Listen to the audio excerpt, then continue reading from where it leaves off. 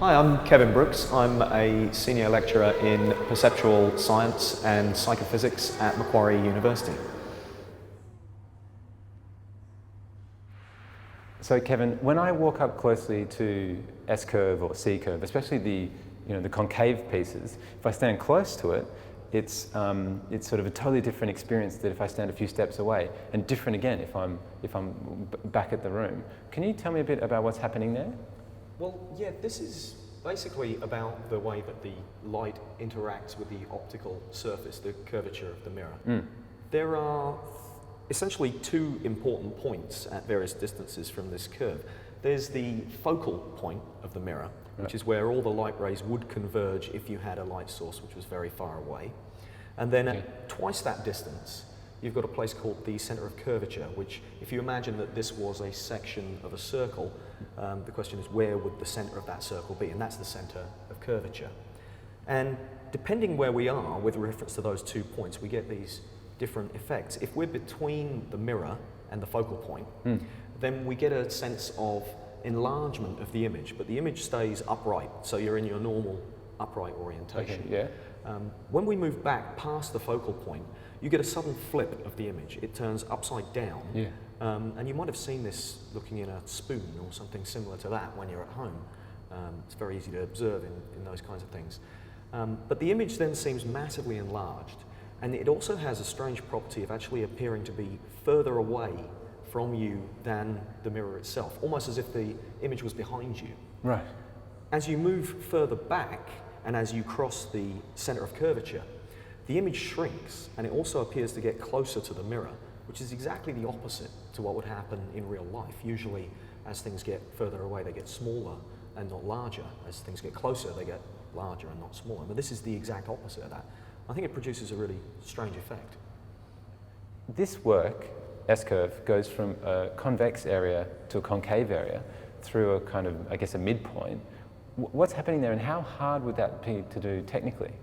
Well, that would be extraordinarily hard. This, as the curve changes, the optical effects change very dramatically from the concave to the convex surface, where in the convex surface, you pretty much always look like you're shrunken in size, and you're always upright. And so there's a point where we change from the dramatic inverting effects of the concave mirror through this point of inflection to the upright effects and the minimizing effects of the convex mirror. And the point where that changes is extraordinarily sensitive. In theory, you could have a very small zone there where you're actually looking at a perfect mirror that looks just the same as it does when you're shaving in the morning or putting on your makeup. But in practice, that would be extraordinarily hard to make that area. And besides, it would only be perfect for an extraordinarily narrow band. And outside of that, you get some really dramatic distortions. Well, one of the things that's crucial about a piece of work like this is that it's utterly clean and completely reflective. I mean, as soon as you distort, or well, rather than distort, as soon as you blemish the surface in any way, you've kind of broken the illusion, because what you're focusing on when you're looking at this is the reflections of things rather than the surface itself. You're looking at what's bouncing off it. As soon as you put a smudged fingerprint on it or something like that, then you have a point of reference, and you're no longer concentrating on what's reflected, but more the surface itself, which kind of would spoil the work. So this work, non-object door, is quite a bit different to S-curve and C-curve in that it seems to have a secondary play. I see different reflections. Can you explain what's happening? Well, one of the interesting things about this piece of work is that the curvature of the mirror is slightly different in the vertical plane to what it is in the horizontal plane. And so you can get inversion effects in this mirror independently of the vertical aspect of the image and the horizontal aspect of the image. So there are certain distances from the mirror that you can be at where you might be flipped upside down or reversed left and right. And those are different distances because of the differences in the curvature vertically versus horizontally.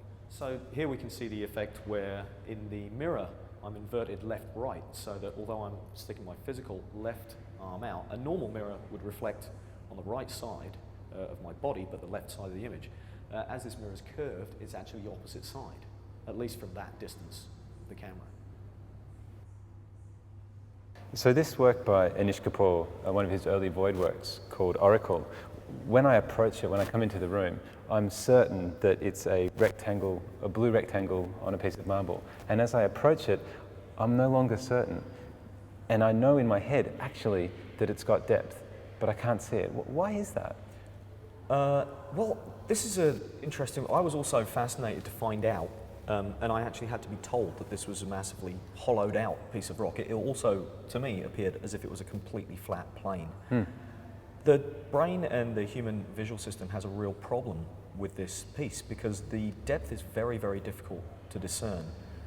All of the sources of information that we use to figure out how far away an object or a surface is are essentially removed in this object. We rely on lots of different sources of information, and most of them rely on us detecting edges. Right. And an edge is a very sharp change in the brightness in our visual image. Right.